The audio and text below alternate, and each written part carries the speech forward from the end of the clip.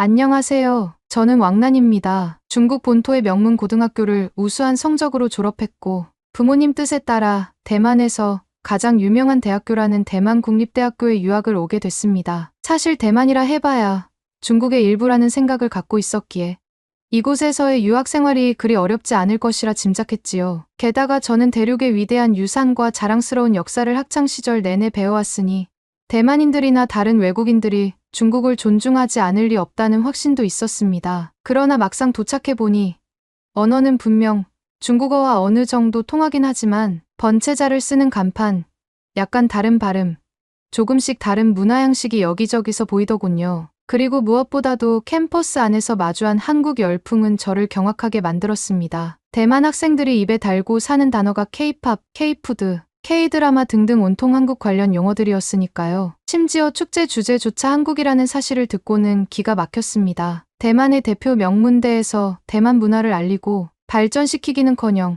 한국만을 떠받들어 주제 삼는다니 말이 되는가. 이건 분명 어딘가 잘못됐다. 누군가는 이 대만 학생들을 일깨워줘야 한다. 저는 속으로 이렇게 생각했습니다. 오직 중화사상만이 정답이라고 믿는 저에게 대만이 한국을 치켜세우는 장면은 받아들이기 어려웠습니다. 그러나 저조차도 이곳에서 펼쳐질 일련의 사건이 이 정도로 극단적일 줄은 미처 몰랐습니다. 제가 대만국립대학교 캠퍼스에 들어선 순간부터 온통 한국어 간판과 한글 문구들이 눈에 들어왔습니다. 알고 보니 학내에서 열리는 다양한 동아리 홍보 부스 대부분이 K컬처와 관련된 것이었습니다. K-팝 커버댄스 동아리, 한국어 스터디 소모임, 한국 아이돌 굿즈 교환전, 심지어 학생식당조차 똑같이 한국 음식 메뉴를 전면에 내세우고 있었습니다. 김치볶음밥, 불고기덮밥, 비빔밥 등등이 한 번 메뉴를 차지하고 대만 전통 음식들은 오히려 구석에 몰려있는 것처럼 보였죠. 저는 좀 의아해서 처음엔 여기 학식이 컨셉으로 몇 개 만들어 놨겠거니라며 대수롭지 않게 넘겼지만 그게 아니었습니다. 캠퍼스 곳곳에서 한국이 최고라는 말을 서슴지 않으며 무언가에 홀린 듯 한국 문화에 탐닉하는 학생들을 무수히 만나게 되었거든요. 그중 저를 가장 충격에 빠뜨린 건 대만인 학생들 중 상당수가 한국어를 유창하게 구사한다는 점이었습니다. 어떤 친구는 교정 벤치에서 휴대폰으로 한국 드라마를 보고 있었는데 자막도 없이 술술 대사를 이해하더군요. 저는 너무 놀라서 말을 걸었습니다. 아니, 너 한국어 자막 없이 이걸 어떻게 봐? 저 대만에서 한국어 전공한 지 2년째예요. 한국 대학으로 교환학생도 다녀왔고 K-드라마는 이제 자막이 필요 없을 정도로 친숙해요. 이 말을 듣는 순간 제 머릿속에서는 대만이 맞나? 라는 의구심이 들었습니다. 대만인이면 대만어 번체자와 중국어 만다린에 능통해야지. 한국어까지 이렇게 잘하다니. 그리고 한편으론 대체 왜 중국 본토가 아닌 한국으로 교환학생을 가는가 라는 불만이 솟구쳤습니다. 제가 한국이 중국 문화를 베꼈다며 폄하해왔는데 이들은 정반대로 한국을 동경하고 있었습니다. 조금 지나자 학내 공지로 이번 봄 축제 주제는 K-푸드 앤드 K-컬처 파티라는 정보를 접하게 되었습니다. 저는 솔직히 기절하는 줄 알았습니다. 대만 대학의 축제라면 자연스레 대만 전통 공연이나 대만의 특색 있는 문화를 살리는 프로그램이 주류를 이뤄야 한다고 생각해왔는데 전부 한국으로 점철돼 있다는 사실에 경악을 금치 못했습니다. 주변 학생들에게 물었죠. 왜 축제 주제가 한국이에요? 여긴 대만 아닌가요?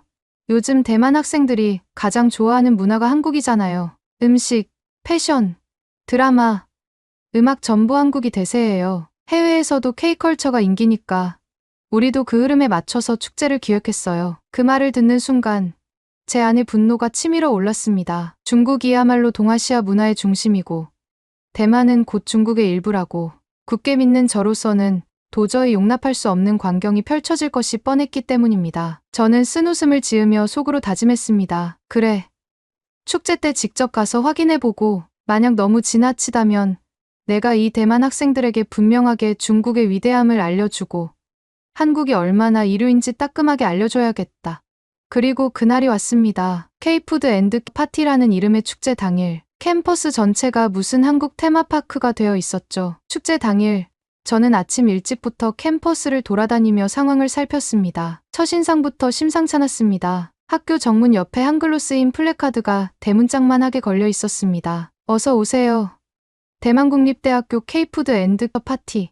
대만어 번체자나 중국어 간체자는 작게 부연 설명으로 들어갔을 뿐 중심은 영문과 한글이더군요. 이걸 보고 저는 도저히 참을 수 없을 만큼 기분이 안 좋아졌습니다. 캠퍼스 안으로 들어서자 각종 부스들이 한국 음식을 판매하거나 K-드라마 코스프레 콘테스트를 진행하고 있었습니다. 어떤 부스는 한글 캘리그라피 체험 코너도 운영 중이더군요. 길 위를 지나는 대만 학생들은 삼삼오오 모여서 한국 아이돌 노래를 틀어놓고 단체 댄스를 추고 있었습니다. 그 노래에 맞춰 떼창을 하는 모습은 제가 들어도 한국어 발음이 꽤 정확해서 더 놀라웠죠. 그제야 저는 이곳이 정말 대만인가?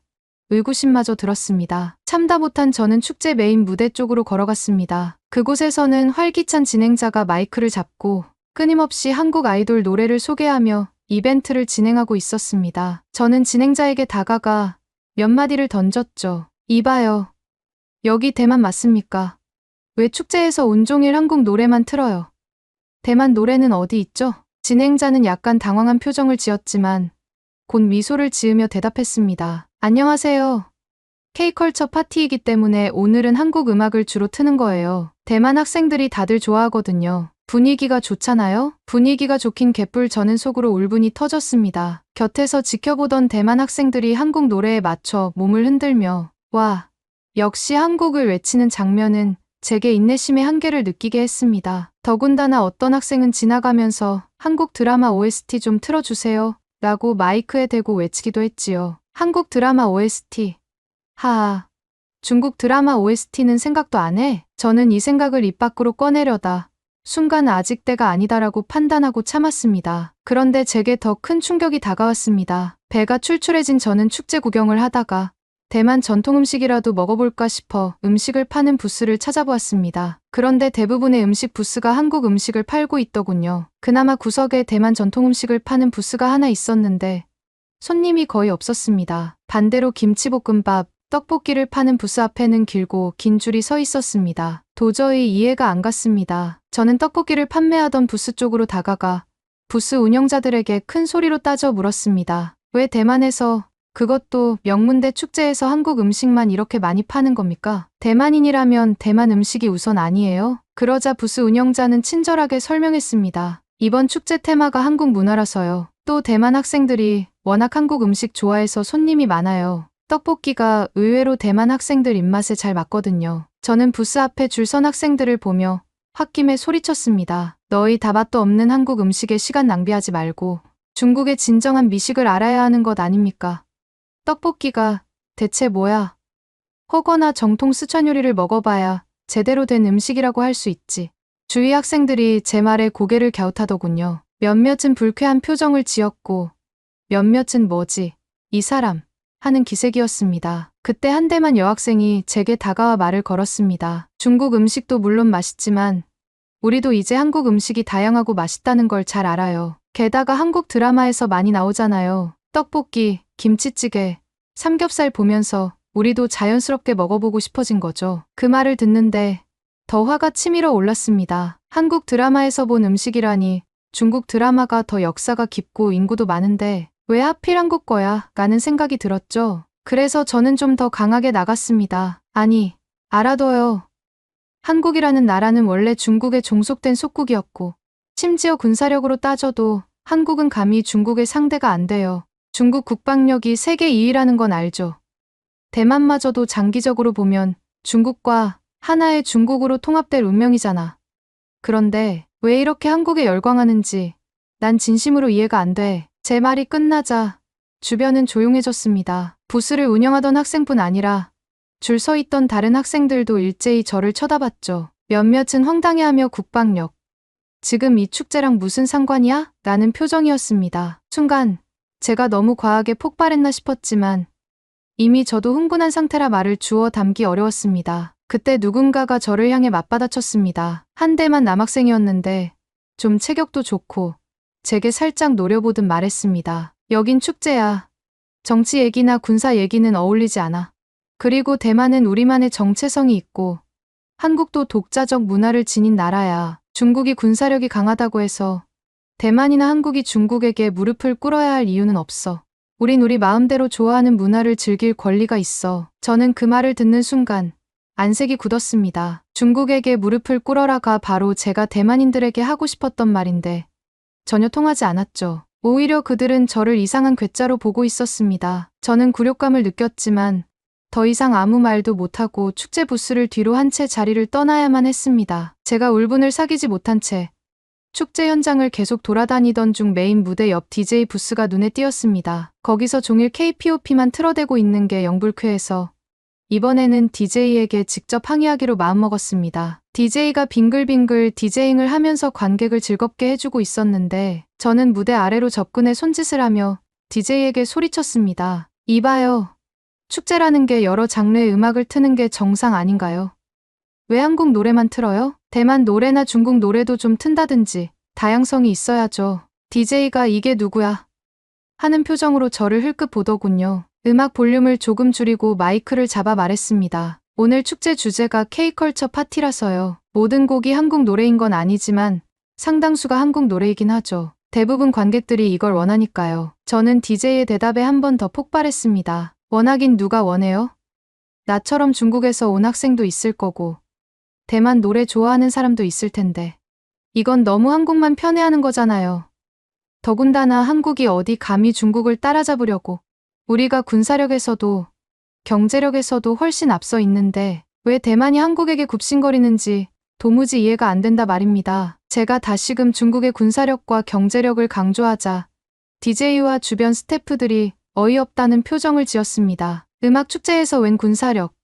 하는 반응이 역력했죠. 이때 DJ가 저를 똑바로 쳐다보며 마이크가 아닌 제게 직접 들리도록 작은 목소리로 말했습니다. 여긴 전쟁터가 아니라 축제 현장이고 우리가 좋아하는 음악을 틀 뿐이야. 중국이든 미국이든 군사력은 상관없어. 그리고 지금 이 분위기에서 중국 노래를 트면 대부분의 학생이 모르고 호응도 없을걸? 미안하지만 당신 혼자만을 위해 곡을 전부 바꿀 순 없어. 순간 제 얼굴이 화끈거렸습니다. 옆에 있던 대만 학생 몇몇이 키득거리며 웃었고 맞아. 지금 이 자리에서 중국 노래 들어본 적도 없어. 라고 중얼거리는 소리도 들렸습니다. 저는 그들의 웃음에 더 큰 모멸감을 느꼈습니다. 중국 노래를 들어본 적도 없어. 말도 안 돼. 하지만 이미 DJ는 다시 볼륨을 높여서 한국 걸그룹 댄스곡을 틀기 시작했고 주변 사람들은 제가 마치 불청객이라는 듯 피하듯이 흩어졌습니다. 저 혼자만 외톨이처럼 남았고 제 분노는 극에 달했지요. 결국 축제는 밤까지 성황리에 진행되었습니다. 저는 도중에 견디다 못해 숙소로 돌아갔습니다. 메인 무대를 중심으로 밤까지 이어진 K-팝 커버 댄스, 그리고 대만 학생들의 한국어 떼창 소리가 기숙사까지 울려 퍼져 저는 제대로 잠도 못 잤습니다. 다음 날 캠퍼스 여기저기서 이번 K-컬처 파티 정말 최고였어. 나는 다음에 한국으로 여행 가야겠어. 같은 얘기들이 들려왔습니다. 가뜩이나 축제 때 입은 굴욕과 스트레스가 컸는데 이런 말을 듣자니 더 역겨웠습니다. 도저히 이대로는 못 참겠다 싶었죠. 대만인들이 왜 이렇게 한국에 빠져있지? 중국이라는 강대국을 등한시하고 감히 이류 국가인 한국을 우러러본다고? 저는 스스로 대만 친구들과 접촉을 시도해 중국을 알아야 하지 않느냐며 설득해 볼 생각을 했습니다. 그러나 이 과정에서 대만 학생들과 교수진이 제게 준 반응은 제가 상상한 것보다 훨씬 차갑고 현실적이었습니다. 축제가 끝난 지 며칠 후 저는 도서관 열람실에서 공부를 하다가 옆 테이블에 있던 대만 학생들의 대화를 엿듣게 되었습니다. 그들은 한국어 단어장을 펼쳐놓고 뭔가 열심히 외우고 있었고 또 다른 학생은 한국 아이돌 포토카드를 정리하며 흐뭇해하고 있었습니다. 언뜻 이번 신곡 정말 대박이야라는 한국어 단어도 스스럼없이 사용하더군요. 저는 기가 막혀서 참지 못하고 끼어들었습니다. 여기 대만 학생 맞아요? 왜 한국어를 이렇게 열심히 외우고 한국 아이돌 카드를 모으고 있는 겁니까? 중국어가 훨씬 세계적으로 쓰이는 언어예요. 인구만 해도 14억이 넘고 국방력은 세계 2위. 근데 왜 한국에 이렇게 매달리는 거죠? 그 중 한 명이 놀란 표정으로 대답했습니다. 우리는 우리가 좋아하는 문화를 즐기는 거예요. 한국어가 재밌고 한국 음악도 좋고 중국 국방력이 강하다고 해서 우리가 한국 문화를 즐기지 말아야 한다는 법은 없잖아요. 주변 다른 학생들도 비슷한 반응이었습니다. 그들은 제게 갑자기 국방력 얘기는 왜 꺼내는 거지? 라며 이상하다는 표정이었죠. 저는 더욱 부하가 나서 목소리를 낮춰 격하게 말했습니다. 너희는 중화 문화의 영광을 모르는 거야? 대만은 원래 중국 땅이지 않나? 한국은 중국 문화에 빚지고 있는 속국과 다름없는 존재라고. 이건 역사적으로도 증명돼 있어. 자칫하다가 대만과 한국이 중국을 무시하고 스스로 대단한 척하면 언젠가 중국이 힘을 보여줄지도 모른다는 걸 왜 모르는 거지? 말끝마다 군사력, 힘 같은 표현을 쓰자. 주변 학생들이 에이, 또 저 사람 왜 이래? 하는 반응을 보였습니다. 그리고 그중 한 명이 저를 곧장 반박했습니다. 역사적인 사실도 해석이 다양하고 지금 시대에는 여러 문화가 교류하며 발전해 가는 거예요. 한국이 군사적으로 중국보다 열세라도 문화적으로는 세계에서 인정받고 있어요. K-팝, K-드라마가 얼마나 큰 글로벌 팬덤을 형성하고 있는지 모르세요? BTS, 블랙핑크, 오징어 게임 이런 거 뉴스에서 보셨잖아요. BTS, 블랙핑크, 오징어 게임 저는 사실 본토에서도 이 이름들을 들어본 적이 있긴 했습니다. 인터넷에서 굉장히 큰 반향을 일으키고 있다는 기사 말이죠. 그러나 인정하기 싫었습니다. 그걸 인정하는 순간 한국이 문화적 우위를 점했다는 꼴이 될 테니까요. 그래도 참고 넘어가려 했는데 그 학생이 덧붙였습니다. 게다가 한국은 작은 나라이지만 IT 산업이나 대중음악, 영화 산업 같은 소프트 파워에서 세계적으로 주목받아요. 중국은 물론 거대한 시장이지만 문화 검열이 심하고 자유로운 창작이 제한되잖아요. 그 부분에서 한국이 훨씬 앞선다고 보는 시각도 있죠. 이건 직격탄이었습니다. 검열 문제를 거론하며 중국이 문화 발전에서 뒤처진다고 비교하는 모습에 저는 정말 할 말을 잃었습니다. 무언가 반박을 하려 해도 제가 너무 흥분해서 도서관에서 소란을 피운다고 경비가 다가오자 결국 거기서 물러나야만 했습니다. 그 길로 기숙사로 돌아가면서 모멸감이 제 가슴을 죄었습니다. 더 심각한 마찰은 수업 시간에 벌어졌습니다. 제가 듣던 과목 중 하나인 현대 문화 콘텐츠 분석이라는 강의에서 교수님은 대만의 문화산업과 주변국 특히 한국, 일본의 대중문화 교류에 대해 집중적으로 다루고 있었습니다. 첫날부터 교수님이 한국의 K-팝 글로벌 영향력이나 K-드라마의 서사 전략 등을 흥미롭게 소개하셨죠. 저는 강의 중 손을 번쩍 들었습니다. 교수님, 아무리 한국이 그렇게 인기 있다고 해도 결국 한국은 중국 문화를 받아들여 성장한 나라 아닌가요? 대만도 원래 중국 땅이니 우선은 중화 문화가 얼마나 위대한지부터 공부해야 한다고 생각합니다. 왜 하필 한국의 사례만 중점적으로 다루는 겁니까? 교수님은 잠시 저를 바라보며 차분하게 대답했습니다. 왕난 학생, 물론 중국의 유구한 역사와 문화는 대단합니다. 그러나 최근 대만 사회에서 가장 큰 파급을 일으킨 것은 한국 대중문화예요. 그래서 학문적으로도 분석 가치가 높습니다. 그리고 우리는 단순 우열을 따지기보다 각 나라 문화의 특징과 성공 요인을 살펴봐야죠. 저는 도저히 이 논리를 받아들이기 어려웠습니다. 각 나라 문화의 특징을 살펴봐야 한다면 왜 중국 문화를 먼저 안 다루느냐는 불만이었죠. 추가로 발언 기회를 얻어 한술 더 떠서 말했습니다. 이건 공정하지 않습니다. 중국은 14억 인구의 막강한 군사력을 갖추고 시진핑 주석의 지도력 아래 세계 2위 경제 대국입니다. 문화시장 규모도 엄청나지요. 그런데 대만이 왜 이렇게 한국에 치중하는지 저로서는 납득이 안 가네요. 만약 대만이 중국 편에 서면 훨씬 더 큰 기회를 얻을 수 있지 않겠습니까? 이 말에 강의실 곳곳에서 한숨이 터져 나왔습니다. 어떤 학생들은 왜 자꾸 군사력 얘기를 하는 거야? 라고 수군댔고 교수님은 약간 난처한 표정을 지으며 말씀하셨습니다. 왕난 학생, 이 수업은 문화 콘텐츠를 다루는 수업이고 국방력이나 정치 권력의 논의와는 다릅니다. 그리고 대만은 지금 본인이 말씀하시는 중국 편에 서야 한다는 생각에 전적으로 동의하지 않습니다. 대만은 대만의 길을 간다는 사람이 더 많아요. 그리고 한국 문화 콘텐츠가 전 세계적으로 이룬 성과는 수많은 해외 사례로 증명되고 있습니다. BTS의 빌보드 차트 1위, 기생충이나 오징어 게임의 해외 수상 인기, 블랙핑크가 유튜브 최다 구독, 걸그룹인 점 등 실질적인 데이터가 있어요. 이런 현실을 우리가 무시할 순 없잖아요. BTS 1위, 기생충, 오징어 게임, 블랙핑크 교수님이 하나하나 구체적인 예시와 수치를 들어 언급할 때마다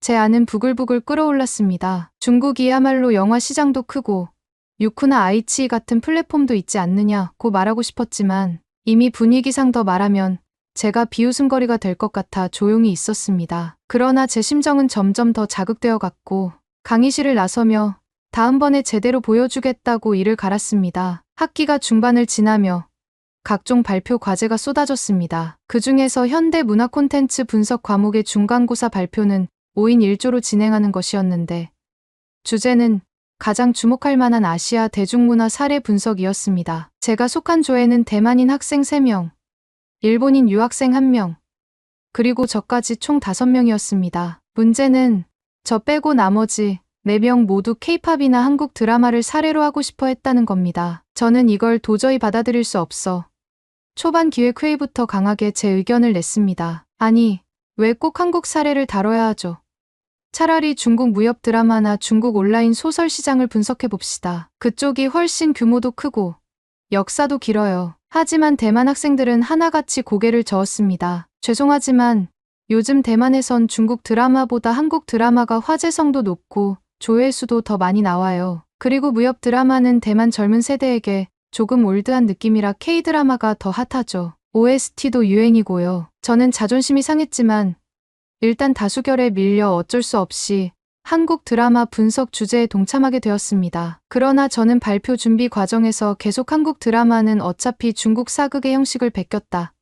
한국은 한복과 김치도 중국 것을 자기 것처럼 우기고 있다.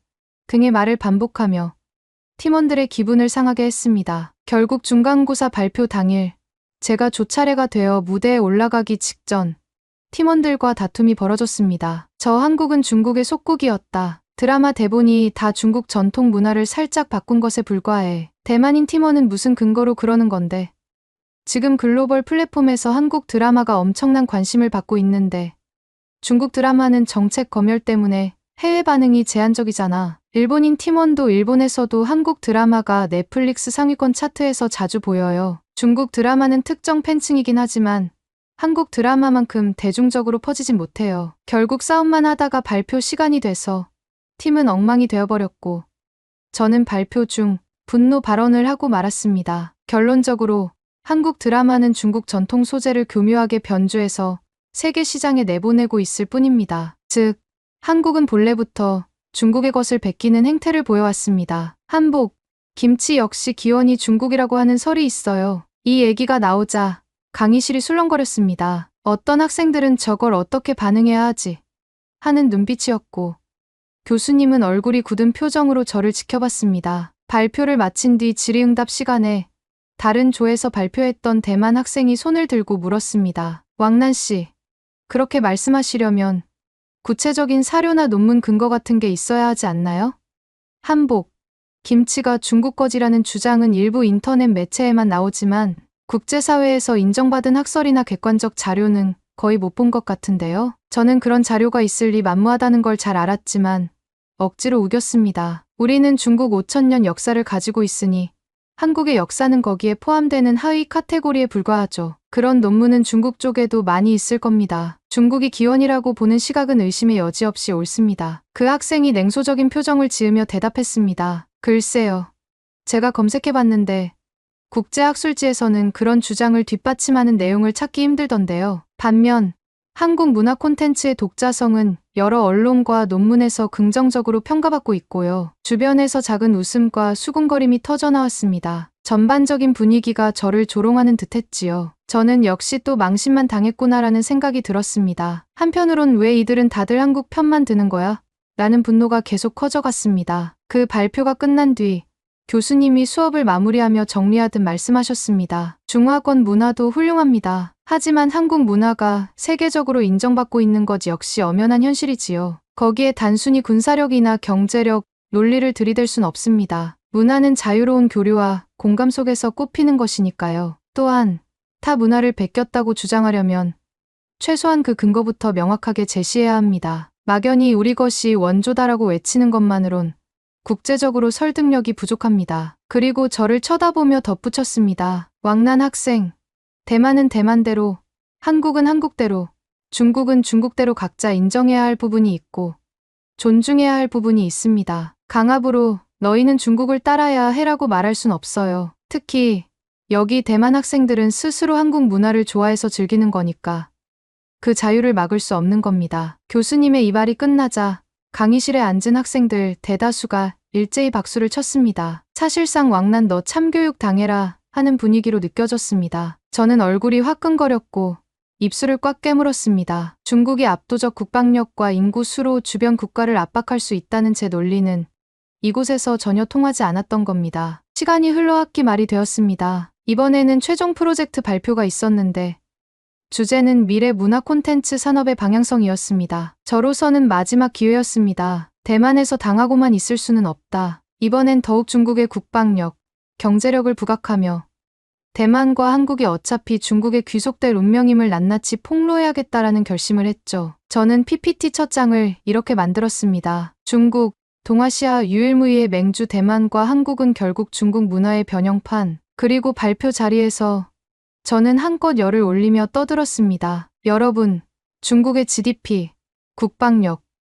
인구, 기술력 모두 한국을 훨씬 능가합니다. 대만 역시 중국과의 관계를 무시할 수 없지요. 언젠가 우리는 통일될 것이며 그때 대만은 더욱 번영을 누릴 것입니다. 한국 또한 중국의 하위 문화권이니 지금의 K컬처 열풍도 결국 일시적인 것이고 중국이 마음먹고 강력한 문화산업 육성 정책을 시행하면 한국은 금세 밀려날 겁니다. 강의실 분위기가 순식간에 무거워졌습니다. 저는 이미 흥분 상태였고 목소리를 높여 계속 말했습니다. 중국은 전 세계 2위 군사력으로 항공모함 전단과 첨단 미사일 전력을 보유하고 있으며 우주개발 사업 역시 눈부신 성장을 이루고 있습니다. 한국은 이 정도 규모로 중국에 맞설 수 없고 대만도 마찬가지입니다.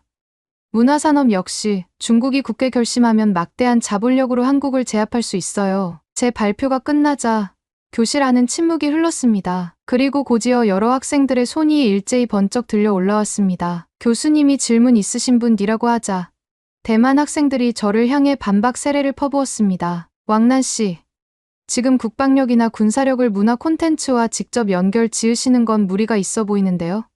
군사적 압도는 문화 동해를 이끌어내지 못합니다. 그리고 대만은 스스로 정체성을 가진 나라라고 여기고 있어요. 중국에게 흡수된다는 전제를 저희가 받아들일 이유가 없어요. 그리고 한국 문화가 일시적이라는 말씀을 하셨는데 이미 한국 대중음악 K-POP는 20년 가까이 꾸준히 세계 무대에서 성과를 내고 있고 한국 드라마나 영화도 시상식에서 많은 상을 받고 있어요. 기생충은 아카데미 작품상을 받았고 오징어 게임은 에미상까지 수상했는데 이는 일시적인 현상이라 하기엔 너무나 큰 성과 아닌가요? 중국에 분명 거대한 시장이 있지만 해외 검열 이슈나 스토리 콘텐츠의 자유도가 낮다는 지적이 있어요. 반면 한국은 크리에이터들이 비교적 자유로운 환경에서 작품을 만들고 그게 해외로 수출되고 있죠. 자본력만으로 해결된다면 중국이 진작 세계 시장을 휩쓸었을 텐데 현실은 그렇지 않잖아요. 마지막으로 교수님은 이렇게 이야기했습니다. 왕난 학생, 국방력과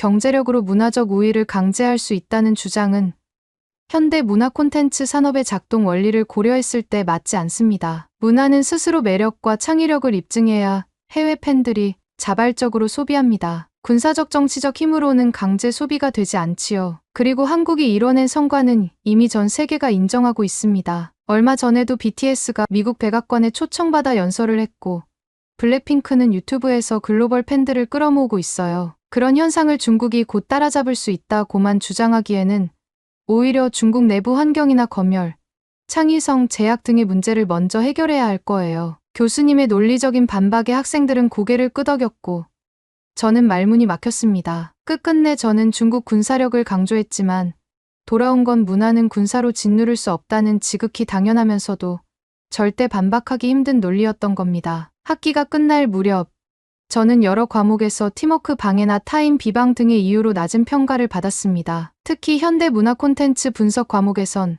교수님이 제게 이렇게 말했습니다. 왕난 학생, 당신은 자신의 관점을 고집하는 건 자유지만 학문적으로 뒷받침할 근거 없이 다른 국가나 문화를 무시하는 태도를 계속 보였어요. 결과적으로 수업 분위기를 해쳤고 조원들과도 협업이 불가능했습니다. 이번 학기 성적은 매우 낮게 책정될 수밖에 없어요. 게다가 축제와 수업 시간에 여러 번 고성을 지르고 중국의 국방력과 우월함을 거론하며 대만 한국 문화를 폄하한 사례들이 누적되어 학생처에서 저를 다시 한번 불렀습니다. 담당자는 결론적으로 이렇게 말했습니다. 왕난 학생, 여러 학생들의 민원이 많이 들어왔습니다. 왕난 학생이 타 문화를 이해하기보다는 무조건 중국을 강요하고 군사력까지 언급해 상대를 위협하는 발언을 해서 다들 불편해하고 있네요. 대학은 다양한 문화를 존중하는 곳입니다. 우리로서는 왕난 학생이 잠시 휴학하고 스스로 성찰하는 시간을 갖는 편이 낫다고 판단했습니다. 다음 학기에 복학하실지는 자유지만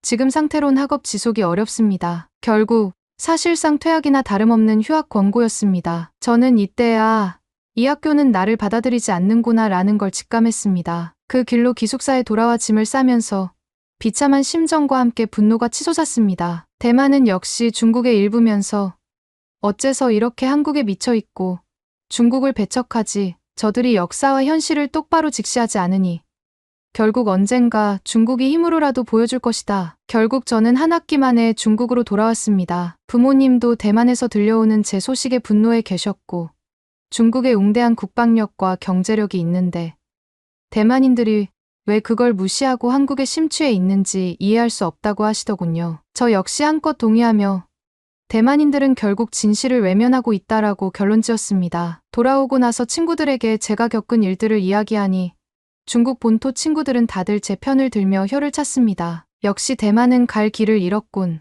한국 같은 데에 빠져 있다니 답이 없어. 중국 국방력을 우습게 아는 건가?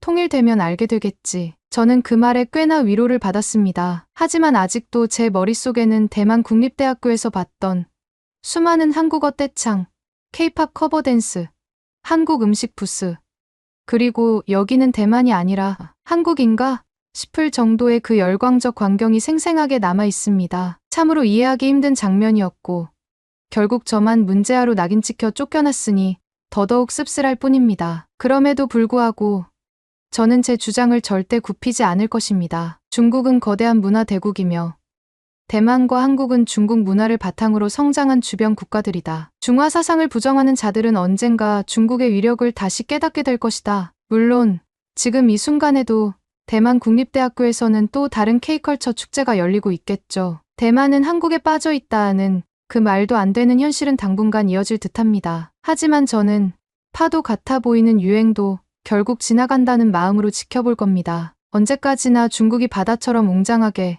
모든 것을 품어낼 테니까요. 감사합니다.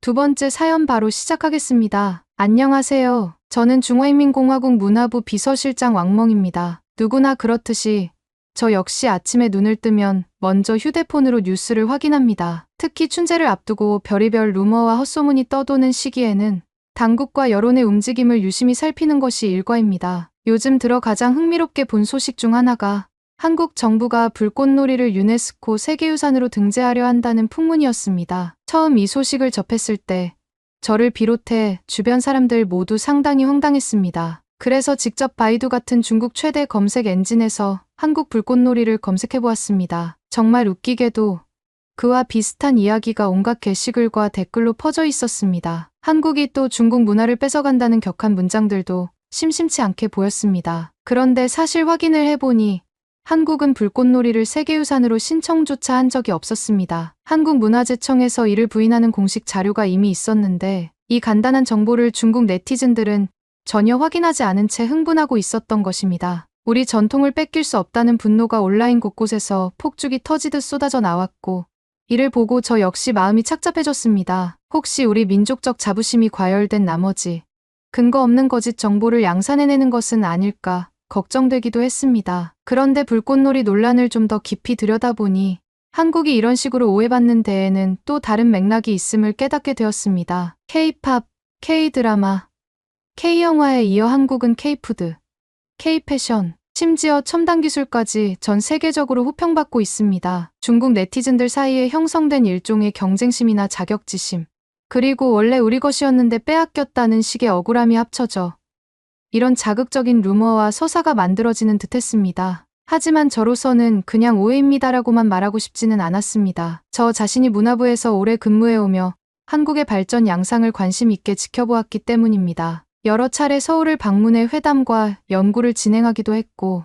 그 과정을 통해서 한국이 이룩한 기적이 과연 전적으로 한국만의 것인가 하는 의문을 계속 품어왔습니다. 제가 내린 결론은 한국이 달성한 수많은 기술적, 문화적 성취가 그 뿌리를 크게 보면 중국 문명에서 비롯되었다는 점입니다. 이는 저에게 너무나 자명한 사실이었습니다. 그래서 저는 이번 폭죽 불꽃놀이 논란을 계기로 한국이 분명 대단하긴 하지만 근원도 결국은 중국이다라고 공언하고 싶었습니다. 이 말을 듣고 억지 주장이다라고 반응할 사람도 있겠지요. 하지만 저는 가능한 한 많은 사료와 연구 결과를 검토했습니다. 과거에 한반도와 중국 대륙 사이에는 군신 관계와 교역 관계가 존재했고 그 과정을 통해 과학기술, 문화예술이 수없이 전수되었습니다. 이런 역사적 사실만 보더라도 한국이 독자적으로 모든 것을 처음부터 창조했다고 주장하기는 어렵습니다. 그럼에도 우리는 지금 21세기를 살고 있습니다. 정보가 실시간으로 퍼지는 시대에 중국과 한국 두 나라가 갈등과 의심만 키운다면 결국 공동의 미래를 밝게 열기 어려울 것입니다. 그렇다면 저는 비서실장으로서 어떤 메시지를 내놓아야 할까요? 제가 생각하기에 결론은 단순합니다. 서로의 공로를 인정하자는 것입니다. 중국이 가진 오래된 문화와 기술이 있고 한국이 이를 받아들여 자기만의 방식으로 발전시켜온 것도 사실입니다. 이를 부인할 이유도 또 이를 공격적으로 내세워 한국을 비난할 필요도 없습니다. 오히려 중국 문화가 이렇게 전 세계적으로 꽃피었다고 긍정적으로 해석할 수도 있지 않겠습니까? 그러나 현실에서 이런 저희 생각이 대중에게 전달되기란 쉽지 않습니다. 며칠 전 문화부 내부 회의에서 비슷한 취지의 발언을 했을 때 회의장 안은 술렁거렸습니다. 누군가는 한국 편을 드느냐며 따가운 시선을 보냈습니다. 하지만 제 의도는 결코 한국을 두둔하려는 것이 아닙니다. 오히려 중국이 근본이고 한국은 그 연장선에서 커왔다는 사실을 더 자신 있게 설명하고 싶었던 것이지요. 그 회의가 끝난 뒤 몇몇 간부들이 저를 찾아왔습니다. 비서실장님, 그 발언이 대외적으로 잘못 전해지면 중국이 한국을 깎아내린다고 오해할 수도, 또는 반대로 중국이 한국의 문화적 우위를 빼앗겼다는 식으로 읽힐 수도 있습니다. 저는 그저 미소를 지었습니다. 결국은 시각의 문제입니다. 우리는 우리 문화를 낮춰 말하는 것도 아니고 한국 문화를 지나치게 높이는 것도 아닙니다. 그저 시작이 어디였는가를 정확히 짚어주는 것일 뿐이죠. 폭죽 불꽃놀이 논란은 어찌 보면 빙산의 일각에 불과합니다. 한국의 반도체 기술, 스마트폰 제조 능력, K-바이오, K-팝을 구성하는 가창춤 영상 기술 등에서도 원래는 중국 것이다라는 주장이 흔히 제기됩니다. 동북공정이라는 정부 주도의 사업을 통해 중국이 한반도, 북부 지역과 고대 역사에서 중국의 기원을 찾으려 한 것이 학계와 대중에 폭넓게 알려지기도 했습니다. 문제는 이런 논의가 학술이나 정부 차원의 연구에서 그치지 않고 일반인의 애국 감정과 뒤섞여 과열되곤 한다는 점입니다. 저는 한국의 기술력이 중국에서 파생된 것이라고 강조하는 동시에 한국이 중국을 베껴서 독자적인 척 한다는 점도 반드시 인정해야 한다고 생각합니다. 뿌리가 중국 문화였다고 해서 그 씨앗이 다른 땅에서 전혀 다른 방식으로 꽃피운 성과까지 깎아내릴 수는 없습니다. 심지어 중국에서 건너간 기술인데 정작 중국 본토에서는 사장되었거나 발전이 정체된 반면 한국에서 오히려 혁신이 일어나 세계적으로 주목받는 사례도 많지 않습니까? 옛 조선시대 화약 제조 기술은 기본적으로 송송나라 무렵 중국에서 전해졌습니다. 하지만 조선은 이를 군사신호 체계의 다양한 방식으로 활용했고 점차 화려한 예능축제 용도로 발전시켜서 불꽃놀이 문화가 한층 정교해졌습니다. 그렇다고 해서 한국은 중국의 기술을 훔쳐갔다고 몰아붙일 수는 없습니다. 기원은 같을지언정 쓰임새와 발전 양상은 별개의 문제입니다. 그래서 저희 주장은 한국이 중국 문화를 도둑질했다는 감정적인 표현보다는 한국이 중국 문화를 토대로 독자적 발전을 이루었다는 것이 훨씬 타당하다는 것입니다. 불꽃놀이뿐 아니라 음식, 의복, 전통예술 등에서 이런 사례는 무수히 발견됩니다. 하지만 현재 중국의 분위기는 이를 냉정히 바라보기보다는 빼앗겼다는 표현에 더 민감하게 반응합니다. 이는 우리가 자부심을 지키기 위한 방어 기제인 듯합니다. 최근에는 한국에 아무것도 뺏기지 않으려면 춘제 기간 동안 다시 대규모로 폭죽을 터뜨려야 한다는 목소리도 힘을 얻고 있습니다. 저 개인적으로는 미세먼지와 안전사고를 우려해 폭죽 사용을 계속 줄여야 한다고 생각합니다만 애국 감정에 편승한 일부 정치인들은 한국 탓이라며 폭죽 제어용을 주장합니다. 이런 모습을 볼 때마다 저는 문화가 공공연히 정치 도구로 이용되는 현실이 안타깝습니다. 최근 문화부 장관님 역시 이 난처한 정세 속에서 고민이 깊어지고 있습니다. 비서실장께서 기자회견에서 한국의 기술을 높이 평가하면서도 근본은 중국이라는 사실을 강조해주는 게 좋겠습니다라는 말씀을 조심스럽게 꺼내셨습니다. 자칫하면 한국을 무시하는 발언으로 비칠 수 있지만 또 한편으로는 중국의 대중을 달랠 수 있는 메시지가 되기도 하니까요. 사실 저는 줄곧 비슷한 주장을 해왔습니다. 한국의 첨단 기술과 문화적 성공은 대단하지만 그 뿌리는 오래전 중국에서 전해진 것이다라는 이야기 말입니다. 결국 저는 오늘 오후 문화부 주관 기자회견장에서 발언하기로 결심했습니다. 현장에는 많은 기자들이 와 있었는데 아무래도 춘제 기간 폭죽 허용 문제와 관련해 각종 질문이 쏟아질 것 같았습니다. 저는 먼저 춘제 폭죽 허용 배경과 안전사고 및 환경 문제에 대한 정부 방침을 자세히 설명했습니다. 그리고 곧바로 조심스럽지만 확고한 어조로 핵심 주제에 들어갔습니다. 최근 온라인에서 한국이 불꽃놀이를 세계유산으로 등재하려 한다는 루머가 돌고 있습니다만 한국문화재청 공식 자료에 따르면 그런 신청 자체가 없었다고 합니다. 근거 없는 오해를 계속 퍼뜨리는 것은 옳지 않습니다. 그렇지만 이 사건을 통해 시사받을 점이 하나 있습니다. 한국은 우리 중국의 화약 기술을 토대로 불꽃놀이 문화를 발전시켜 왔고 지금도 매우 훌륭하게 활용하고 있습니다. 만일 한국 측에서 정말 이를 세계유산으로 등재한다면 이는 곧 중국 문화가 글로벌 무대에 함께 오르는 것이라고도 볼 수 있습니다. 이 대목에서 기자들은 저를 예민하게 쳐다보았습니다. 비서실장이 한국 편을 드는 것인가 라는 의문과 한국이 중국 기술을 훔쳤다는 뉘앙스를 주려는 것인가 라는 두 가지 시선이 교차하는 듯했습니다. 저는 예정된 대로 연설을 이어갔습니다. 한국의 기술력과 문화 창의성은 분명히 무시할 순 없습니다. K-팝, K-드라마, 반도체, 바이오 산업 등에서 중국을 바짝 따라오고 있습니다. 그렇지만 그 뿌리를 하나하나 추적해보면 고대 중국에서 전래된 지식과 기술이 상당한 기반이 되었습니다. 그렇다고 한국을 비난해야 할 필요가 있을까요? 그냥 사실관계를 있는 그대로 인식하고 이제는 서로 협력하며 더욱 발전할 길을 모색해야 합니다. 간략한 기자회견이 끝나자 기자들의 질문이 우르르 쏟아졌습니다. 한국이 중국 문화를 무단으로 표절했다고 보시는 겁니까? 라는 도발적인 질문부터 어떤 기술이 구체적으로 중국에서 파생되었는지 사례를 들어달라는 실무적 질문도 있었습니다. 저는 모든 사례를 현장에서 일일이 설명하지는 않았습니다만 저와 제 팀이 준비해둔 자료에는 인쇄술, 제지술, 화약, 의복, 도자기 기술 등에서 한반도와 중국이 긴밀히 얽혀 발전해온 역사적 인과관계가 정리되어 있었습니다. 당나라와 송나라 시절의 인쇄제지 기술이 한반도에 전래되어 금속활자가 탄생했으며 송대의 자기 기술이 고려청자로 변주되었고 명나라의 의복 제도가 조선의 관복 시스템에 영향을 미쳤다는 등의 내용이지요. 현대에 이르러서는 무역과 교류를 통해 기계 전자반도체 장비가 간접적으로 전해졌다는 견해를 펼치는 학자들도 있습니다. 물론 이에 대해 반박하는 한국 측 학자와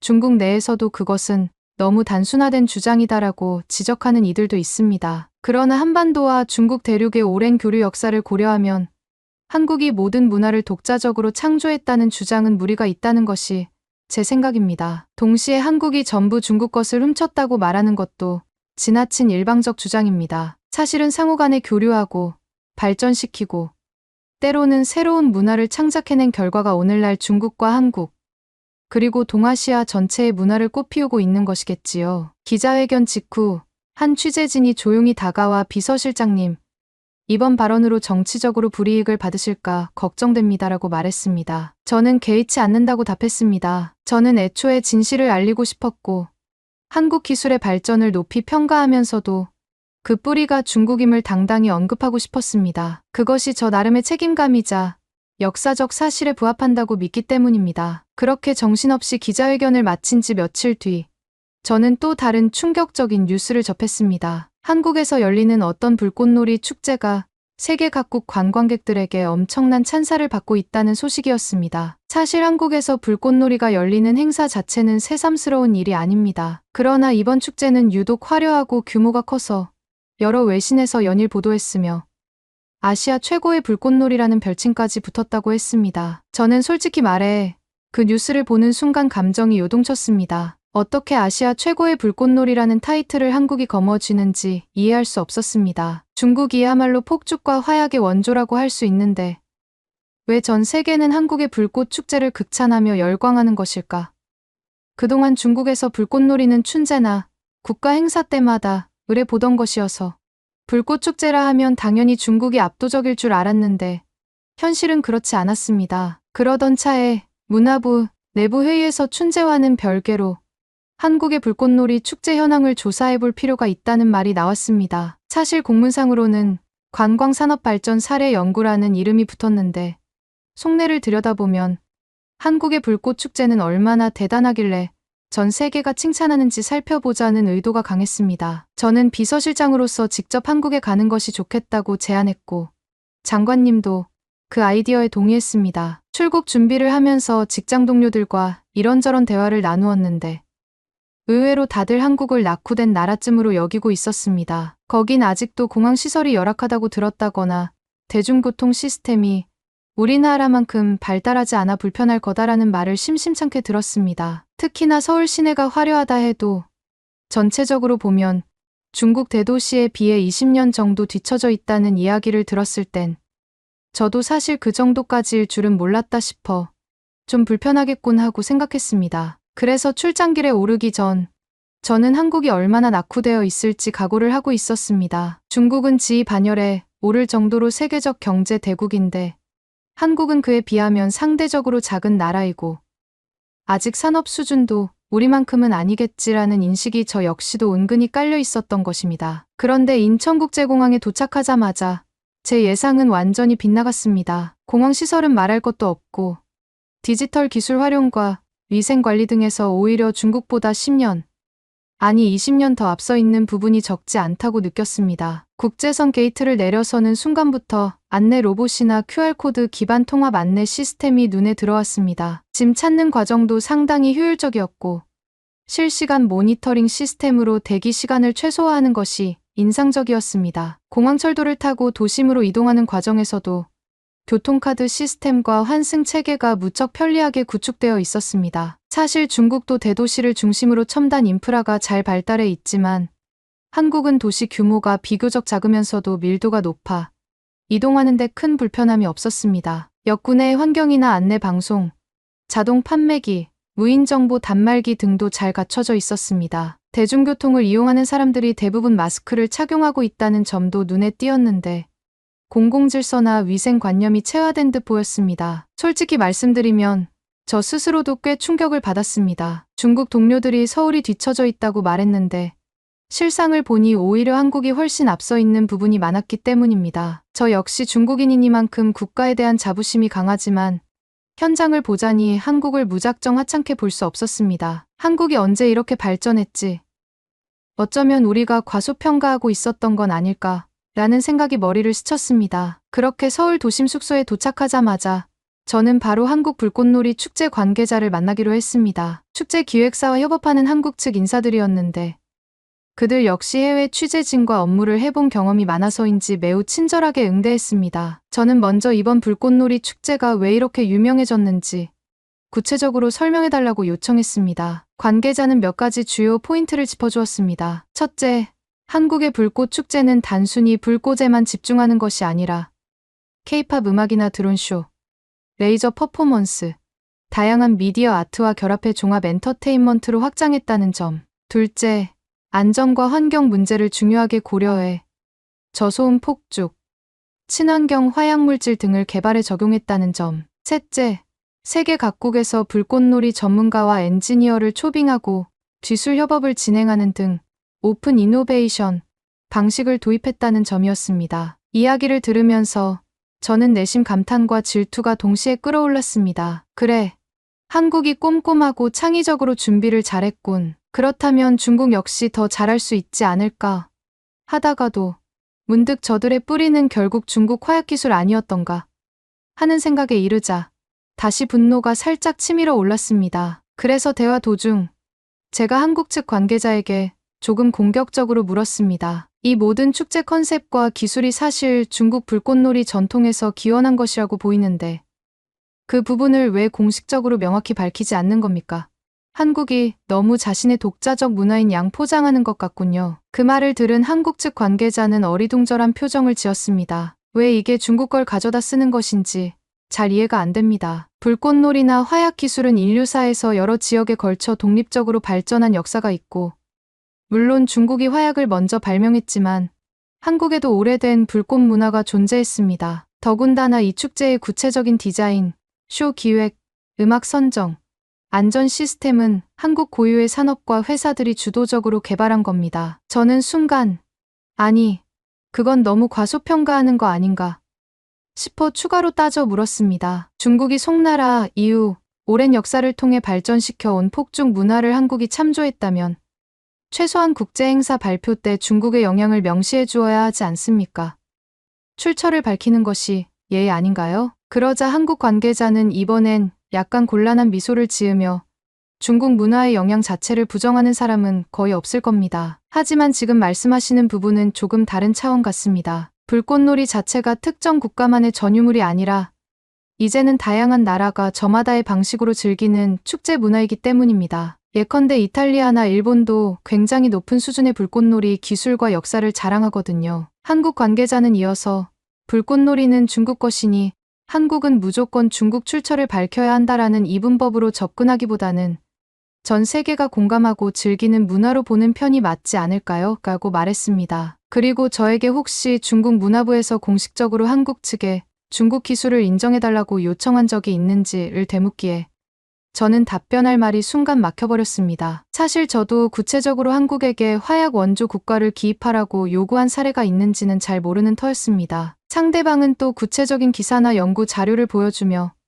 한국의 불꽃축제 기획 과정에서 중국에서 전래된 전통 화약 기술에 대한 코멘트도 어느 정도 하고 있다는 것을 증명했습니다. 기본적으로 동아시아 문화 교류의 산물이다라는 식으로 이미 여러 언론 보도나 축제 브로슈어에서 언급하고 있다는 것이었습니다. 저는 그 자료를 보고 더 이상 강하게 주장할 근거를 찾기 어려웠습니다. 왜냐하면 최소한 축제 측이 중국을 완전히 배제했다거나 한국만의 독창적 전통이라고 홍보하고 있는 것은 아니었기 때문입니다. 그 자리에서 저는 약간의 당혹감과 무력감을 느꼈습니다. 이건 분명 우리가 먼저였는데 한국이 너무 잘 꾸려서 세계적인 스포트라이트를 받고 있구나라는 질투심이 다시 꿈틀거렸습니다. 하지만 냉정히 살펴보면 한국은 중국의 것을 강탈한 것이 아니라 여러 문화적 요소를 참고하고 또 그 이상의 발전을 꾀해 훨씬 화려하고 완성도 높은 축제를 만들어낸 것뿐이었습니다. 저는 불꽃놀이 축제 관계자와 만난 뒤 서울 시내를 몇 군데 더 돌아볼 기회를 가졌습니다. 서울을 대표하는 광장이나 강변,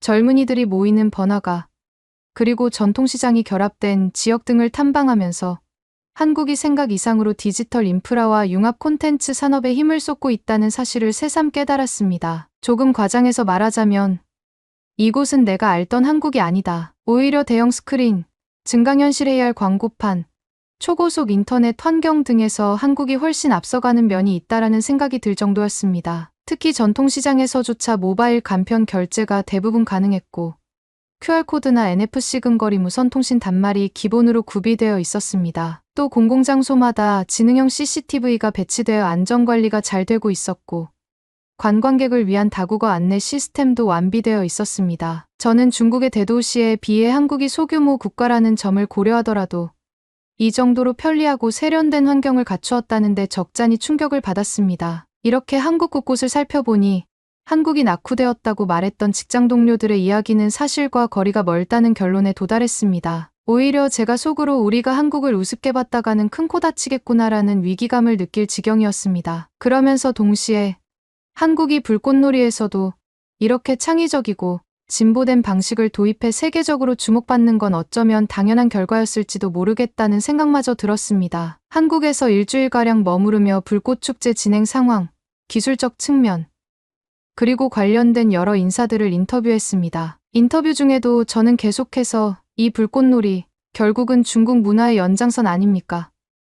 왜 그 점을 적극적으로 홍보하지 않나요? 라고 물었습니다. 그때마다 한국 사람들은 중국의 영향을 전혀 부인하는 것은 아니다. 다만 불꽃놀이라는 게 이미 전 지구적 축제가 된 지 오래고 한국은 여기에 한국만의 미학과 첨단 기술을 결합해 시너지를 낸 것이라는 식으로 답변하곤 했습니다. 가장 충격적이었던 순간은 한 축제 기획자가 혹시 중국에서는 한국 불꽃축제가 중국 문화를 훔쳐갔다고 보도하나요?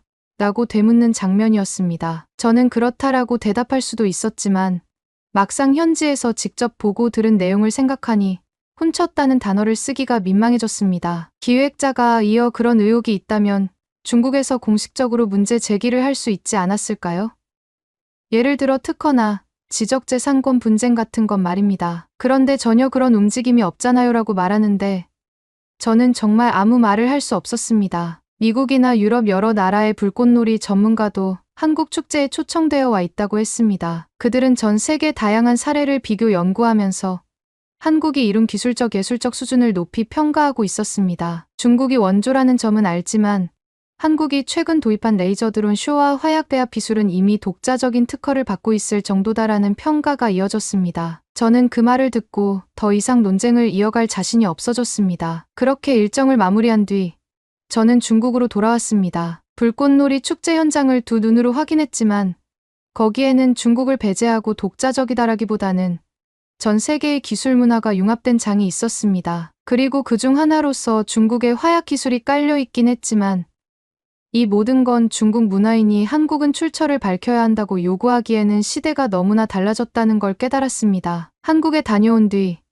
저는 문화부로 복귀해 여러 보고서를 작성했습니다. 그리고 이번 춘제 기간 동안 중국 정부는 국민의 애국 감정을 달래기 위해 폭죽 사용을 대폭 재허용했습니다. 일부 도시에서는 대규모 불꽃놀이 행사를 기획해 한국 축제보다 더 멋지고 웅장한 스케일을 선보이려 시도했습니다. 당초 정부와 업체들은 중국이 원조라는 사실을 세계에 다시 한번 알리자는 목표를 가지고 여러 프로그램을 준비했습니다. 초청 가수나 공연팀을 화려하게 섭외했고 드론 쇼와 레이저 퍼포먼스도 일부 넣었습니다. SNS를 통해 해외 관광객을 유치하려는 광고도 했습니다. 그러나 실질적인 결과는 기대에 미치지 못했습니다. 첫째, 미세먼지와 안전 문제로 인해 행사를 중단하거나 축소해야 했던 사례가 이어졌습니다. 둘째, 각 지역별로 행사 예산과 스폰서십 규모가 다 달랐고 기획사 간의 엇갈린 이해관계로 인해 통합적인 홍보 전략이 부족했습니다. 셋째, 무엇보다도 한국이 보여준 첨단 기술과 예술의 융합 수준에 도달하기 위해서는 많은 시간이 필요하다는 현실적 문제가 있었습니다. 우리도 드론 쇼를 한다고 외쳤지만 정작 드론 1000대를 동시에 제어하고 화약 발사와 연동하는 고난도 기술은 준비 기간이 부족해 제대로 구현되지 못했습니다. 그 결과 춘제 기간 중국의 불꽃놀이 행사는 물론 여전히 웅장하고 많은 인파를 모았지만 해외 언론의 시선은 예전처럼 열렬하지 않았습니다. 외신은 중국이 전통 폭죽 문화를 되살렸지만 환경 문제와 안전 문제가 여전히 해결 과제라는 보도를 하는 정도였고 혁신적인 스펙터클이라는 평가는 찾기 어려웠습니다. 오히려 많은 네티즌들은 한국의 불꽃놀이가 훨씬 더 세련되고 미래지향적이다라는 의견을 온라인에서 교환하고 있었습니다. 저로서는 참으로 답답하고 안타까운 상황이었습니다. 중국이 근본인 것은 맞지만 한국이 이미 첨단화와 혁신을 통해 새 지평을 열어버렸다면 우리가 따라가기 위해서는 단순히 원조라는 자부심만 내세워서는 안 됩니다. 오히려 과감한 연구개발 투자와 창의적 기획, 그리고 무엇보다도 국제협업이 필요합니다. 그런데 애국 감정에 치우쳐 한국이 훔쳐갔다는 식으로만 비난하다 보니 정작 우리가 무엇을 개선해야 하는지는 놓치게 된 듯했습니다. 저는 한국 출장 이후 내부 보고서에 한국 불꽃놀이는 이미 세계적 수준이며 중국이 이를 넘어설 만한 혁신을 이루기 위해서는 철저한 준비와 새로운 발상이 필요하다는 결론을 담았습니다. 동시에 한국의 불꽃놀이가 중국 문화를 완전히 무시하는 것은 아니며 오히려 국제화된 환경에서 다채로운 융합을 시도한 사례로 보아야 한다라는 설명을 덧붙였습니다. 하지만 이 보고서를 접한 일부 간부들과 정치인들은 불만을 표출했습니다. 비서실장님, 한국 편을 드는 것처럼 비칠 수 있으니 이런 문구는 수정해야 하지 않겠습니까? 라고 했습니다. 저는 아닙니다. 이것은 현실을 있는 그대로 서술한 것이고 우리가 인정할 것은 인정해야 합니다. 그래야 발전이 있습니다라고 설명했습니다. 중국 사회 전체가 한국과의 비교에 민감해지는 것이 마냥 나쁜 일은 아닙니다. 적당한 경쟁심은 발전의 동력이 되기도 합니다. 하지만 지금처럼 무조건 한국이 뺏어갔다고 분노하거나 한국이 주최하는 축제를 따라잡아야 한다는 구호만 외치는 것은 별다른 실질적 성과를 내지 못합니다. 이번 폭죽 제어응이 그러했습니다. 한순간 민심을 달랬을지 몰라도 결국 한국 불꽃놀이 축제의 기술적 예술적 역량을 넘어서는 데 실패했고 환경과 안전 문제까지 다시 수면 위로 드러났습니다.